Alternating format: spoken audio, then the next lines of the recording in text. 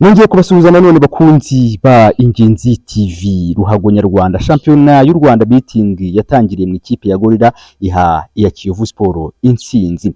Isesengura ni gute Mudaheranwa Yusufu uyobora Rwanda Premier League akekwaho betting. Isesengura abandi bati byakozwe n'umutoza Kirasa wabujije abakinnyi gukina mu buryo Gorilla FC isanzwe ikinamo. Ferwafa n'ishyira hamwe ry'umupira w'amaguru mu Rwanda, ariko uyu urebye usanga habamo ntiteranya guhishirana. Kiyovu baraharanira ko itazajya mu cyiciro cya kabiri, niba bashaka ko umupira w'amaguru mu Rwanda uba ubucuruzi niba ukure mu bwihisho ukinirwe mu kibuga.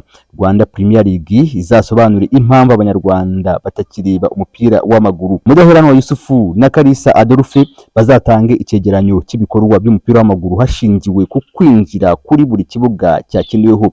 Abafana bagaragara hakinnye APR FC na Rayon Sport gusa. Byamenyekanye ko Marine FC izaha Kiyovu Sport amanota bityo hakazamanuka Musanze FC na Vision FC. Nguwo umupira w'amaguru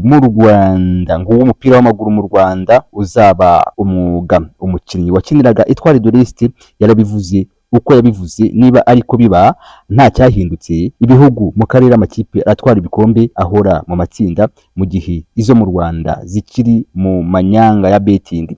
Abayobora amakipe niba mudakeneye abafana ni byiza, ariko niba mukeneye abafana mureke betting. Rwanda Premier League nayo nta kizamuraho umupira w'amaguru mu Rwanda, ahubwo irawudindiza. Abatabazi b'ikipe ya Kiyovu Sport batahanye intsinzi bakishije betting. Rwanda Premier League nayo isa nkaho itubaka Ruhago Nyarwanda. Ikosa ryo mu mupira w'amaguru rigaragarira buri wese kurenza urikora. Hashize imyaka 4 mu mupira w'amaguru mu Rwanda havugwamo betting, kandi itangira ku mukino wa 5 kugeza ku wa 7 w'igice cya kabiri shampiyona ijya kurangira.